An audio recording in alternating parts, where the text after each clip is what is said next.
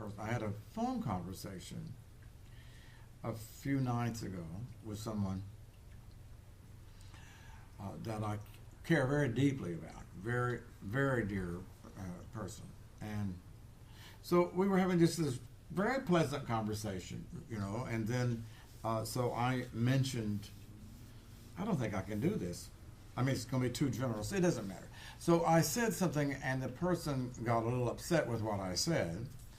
And then I just watched this dance. I thought, oh, God, here we go, right? Because they got a little defensive, and they got upset. And this person has a tendency, when they feel that they're being overlooked, unseen, unheard, which is not really, I can do that as easy as any, but that was not the situation. It was a kind of a misconstruing of circumstances. But they got really, really upset and kind of mean. And it's someone I love a lot, right? So it's like, it's one thing if someone's mean to you and you don't give a crap about them, right? You just say, well, the hell with you, or whatever, or just, but this is someone I love a lot, and they were really being kind of mean. And, you generally speaking, it doesn't matter whether you love me or you don't, if you're mean to me, I'm not someone you really necessarily want to be mean to. Oh, shut up, Sandy. Just shut up. But for some reason, I was sort of like in a kind of a better space, right? So I was not going to get in there with him. And I just kind of watched it, and I tried to diffuse it, which is not something I might necessarily be doing, but I did. And when we hung up, when we stopped talking, we were probably like 15 seconds from hanging up, right? I mean, one of the persons or the other person, but it did. But we, so we got to a decent end and hung up.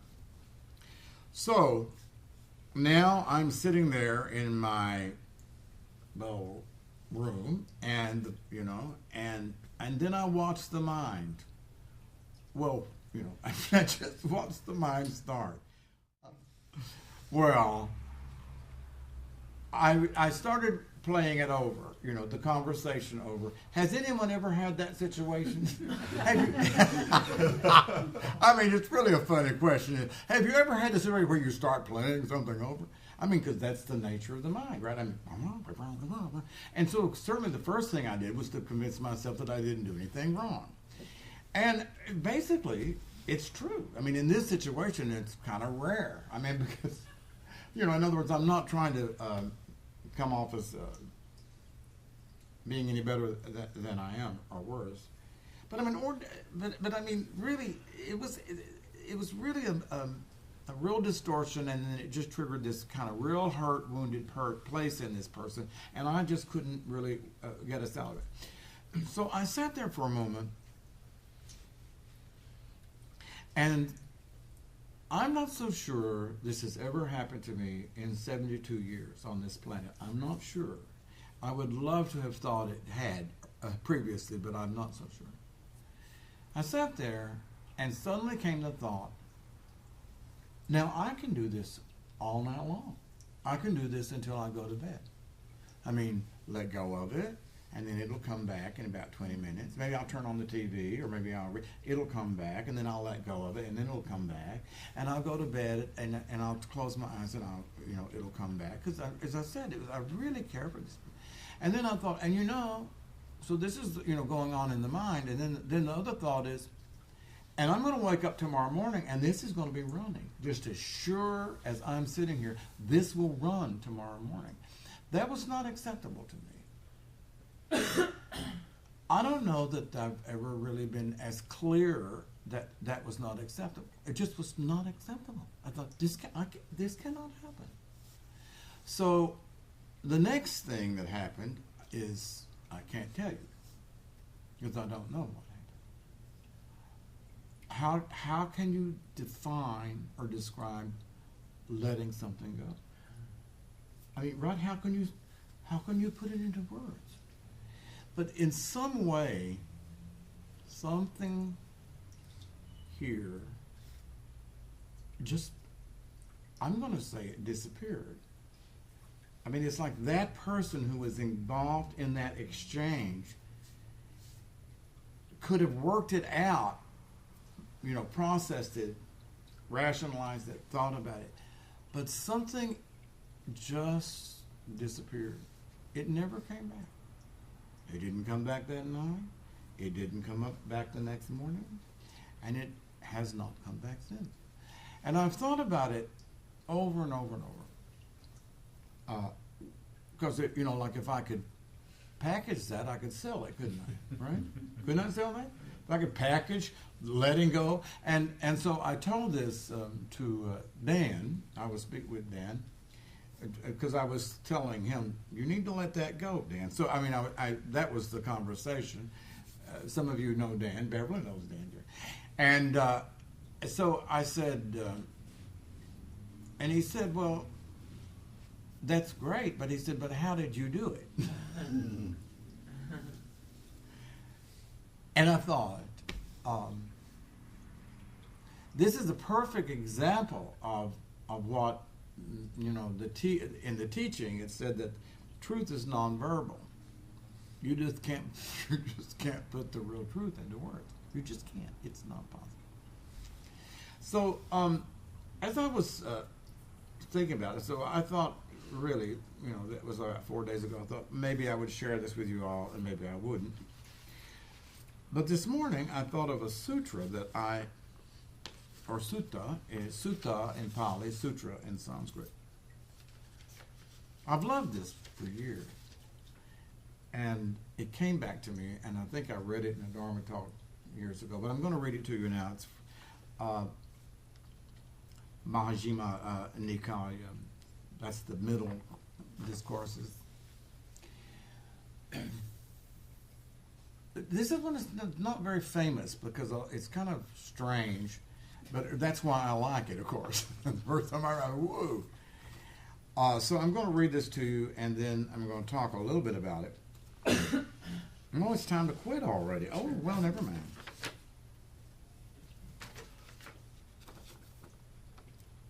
If I were playing the piano, that would have been cute. I have heard that on one occasion, the Blessed One was staying near blah, blah, blah, blah, blah monastery. These are just all these Pali words. He addressed the monks. You know what he said to the monks? He said, monks. He always said that, monks. Yes, Lord, the monks responded. He said, on one occasion recently, I was staying in Ukata in the Subanga forest at the root of the royal solitary. I mean, for heaven's sakes, people, speak in English. At the root of the royal solitary, he was sitting. Now, on that occasion, an evil viewpoint had arisen to Baka Brahma. This is a guy. A Brahma that's someone who has died and gone to a Deva world, right? Which Buddhism believes, there are many different realms, and you can pass on to a higher realm. So this guy had passed on to a higher realm. His name is Baka Brahma. Do you know this sutta, Jeff? You haven't got to so far? Well, I'm reading it right now. No, but Baka Brahma that's the name of the sutta. This is what he said. The Baka Brahma saw the Buddha. He's coming. He said, "This is constant." Oh no, the Buddha saw him say this. This is constant. This is permanent. This is eternal. This is total. This is not subject to falling away. For this does not take birth. This does not age. Does not die. Does not fall away. Does not reappear. And there is no higher escape. That's what Baka Brahma was saying. That's where he was, right? In the Deva world. This is it, baby. I have made the big time. So the Buddha sees this in his mind and says, oh dear, this man is a little bit off.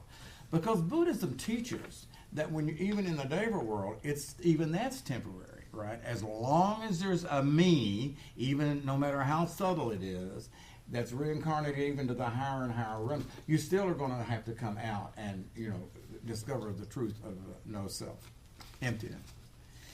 So this is the guy Buddha, said, having known with my awareness, his third eye, the train of thought in Baka Brahma's awareness, as a strong man would extend his flexed arm, or flex the extended arm, vanished into the root of the royal sala tree in the forest, and appeared in the Brahma world. Okay, so the Buddha vanished.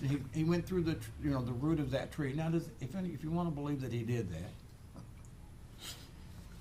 I've got a bridge to sell you in Brooklyn. But never mind. If you want to believe that he's magic, it's fine with me. So he disappeared in our world, and he appeared in the Brahma world, and he said, and so Baka Brahma saw him coming and said, "Come, good sir, you are welcome, good sir. It has been a long time, good sir, since you arranged to come here. For this is constant, this is permanent, this is eternal, this is total. This is not subject to falling away. For here one does not take birth, does not age in the Deva world." See, he thinks in the Deva world they don't get older, right? "Does not age, does not die, does not fall away, does not reappear, and there is no other higher escape." So Baka Brahma said this to the Buddha, who's slipped in the root of that tree and appeared in the Deva world. Never mind. I believe it. Well, I did it. I used to do that all the time, but I stopped it. When this was said, I told Baka Brahma, actually I shouldn't be doing this because this is a wonderful sutra. I told Baka Brahma, how immersed in ignorance are you? How immersed in ignorance is Baka Brahma? In that what is actually inconstant, he calls constant. What is actually impermanent, he calls permanent. What is actually non-eternal, he calls eternal. What is actually partial, he calls total. What is actually subject to falling away, he calls not subject to falling away. Where one takes birth, ages, dies, falls away, and reappears, he says, for here one does not take birth, does not age, does not die, does not fall away, does not reappear. And there being another higher another higher escape, he says, there is no such thing. Well, so this could be the subject of, it has been the subject of many Dharma talks, I'm quite sure. And by the way, this goes on, it's much longer, and it's quite interesting. But I just wanted to read it for this one little thing here. Then Mara, who is in Buddhism is called the evil one, the tempter. They have that in Buddhism as well as Christianity and Islam. Then Mara, the evil one, taking possession of an attendant. And it's really interesting in this sutta, Mara always appears in somebody else. He never appears, or she never appears in his birthday. He takes on somebody else's body, which is probably what he does in the first place. So he took on somebody in the assembly and said, monk, referring to the Buddha, don't attack him, don't attack Baka, right? For this Brahma monk is the great Brahma, the conqueror, the unconquered, the all-seeing, all-powerful, the sovereign Lord, the maker, creator, chief, appointer, and ruler, father of all that has been and shall be. There were, monk, before you, no, so I'm going to quit there. It goes on. So he's talking about before the Buddha, there were monks who made the same mistake, right, of blaspheming God, so to speak. So really what he's saying is don't talk down to this guy. This guy is the big cheese. So they get on, and so the Mara is trying to really get Buddha to, kind of say just, don't, you're being egotistical and you're criticizing, and the Buddha comes back and forth. But at a certain point, the Buddha does something pretty amazing. He's not able to persuade Baka with his words, right? That Baka is really just kind of like fooling himself, right? I mean that he's actually still that he's not permanent.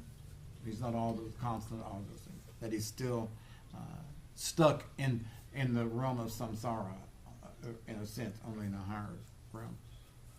So in order to prove those people, to Baka and the attendants and to Mara, that he really knows what he's talking about, he disappears.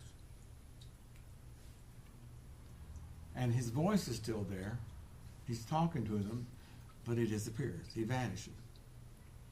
Well, now that certainly does stir up the crowd, right? I mean, it's like, oh my God, right? So, I mean, everyone is, they're all overwhelmed. And so Mara eventually is just completely silenced. He just kind of like steals away, and Baka really realizes that the Buddha is, possesses these psychic powers.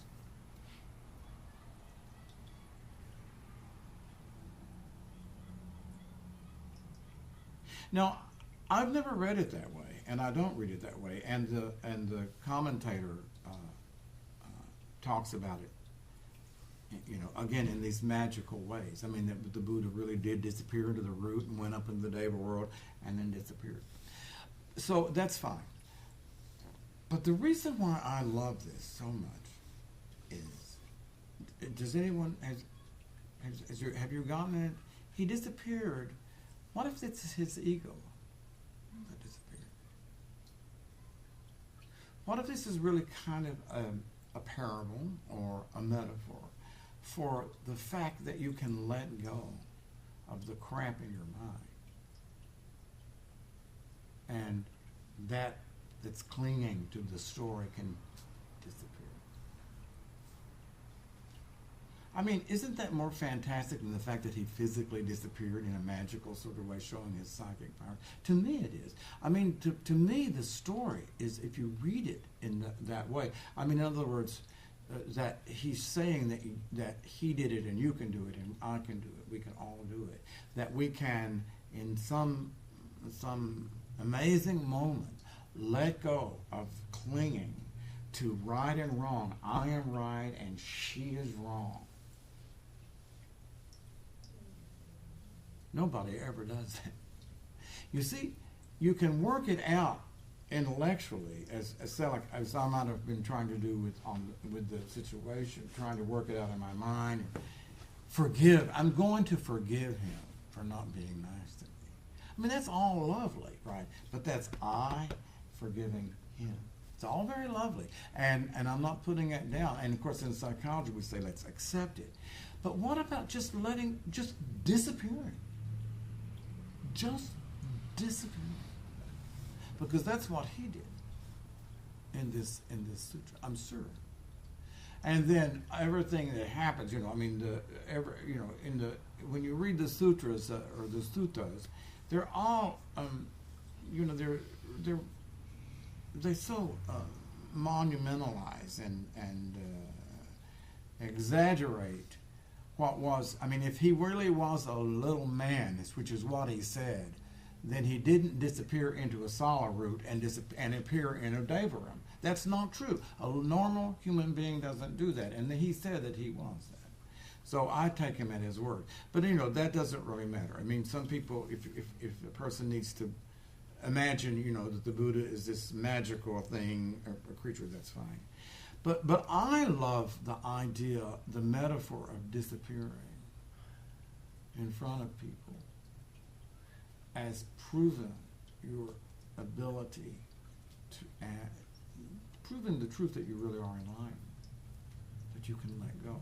So I don't proclaim that that the experience that I had the night on the phone, that doesn't qualify me to call myself a Buddha, and it doesn't qualify me. But I think it's the same thing. I think that's what that was, and I think that's what every person in this room can do. You just have to die. You just have to be willing to die. That's all. You just have to be willing to die in that moment. That ego that says, I am right, and I can explain this or figure this out or make this happen or change it, that ego that just relentlessly grasps, that's its nature. It grasps. In one tradition of Buddhism, Yogacara, there's no such thing, they don't refer to a subject-object. It's called grasp grasper grasped. It's amazing.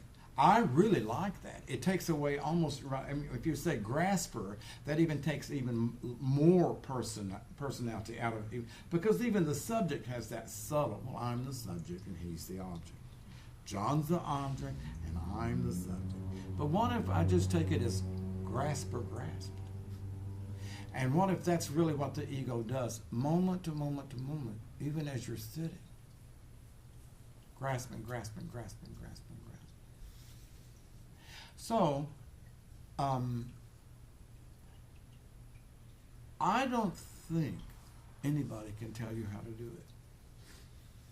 Because I certainly I cannot. I know I cannot tell you how to do it. Die in the moment.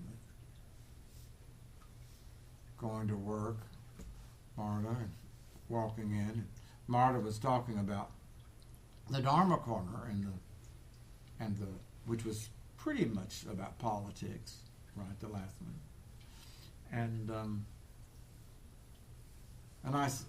we were just talking about how incredibly hard it is to not get caught into that vortex of politics, liberal, conservative, right and wrong, wrong and right, and not grasp one side and then make the other side wrong. So, if I were,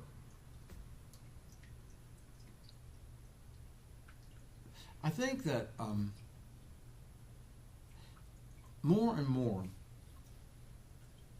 I find myself loving the word stop. Just stop. I looked at Jeff right when we were standing by the thermometer. Just stop, right? But I certainly would say it back to myself too. Just stop for a moment. Just stop being you. I mean, you'll come right back. I mean, it's like, oh my, you're not going to commit suicide by stopping. I can promise you.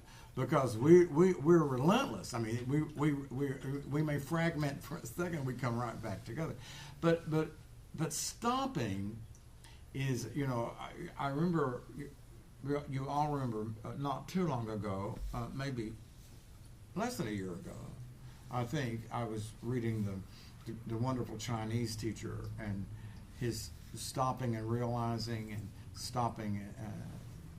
One or two different things after stopping, but his teaching is that in meditation, when you're sitting and you see a thought, you learn how to stop. So I guess I'm talking about it even in a more general and maybe even a broader and a more wonderful way. That I just think to reflect on the meaning of that word stop. Just ponder it. Just imagine that it's possible, right? That it's possible to just stop and, momentarily sort of relax into nothingness, into emptiness. And so anyway, I think that's what that sutta is about, is that the Buddha, when it says he vanished, and he goes, oh my God, I can hear his voice, but I can't see him. That's fine.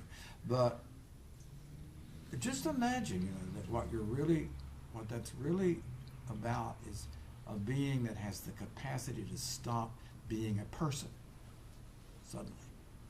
And if you stop being a person, you have vanished.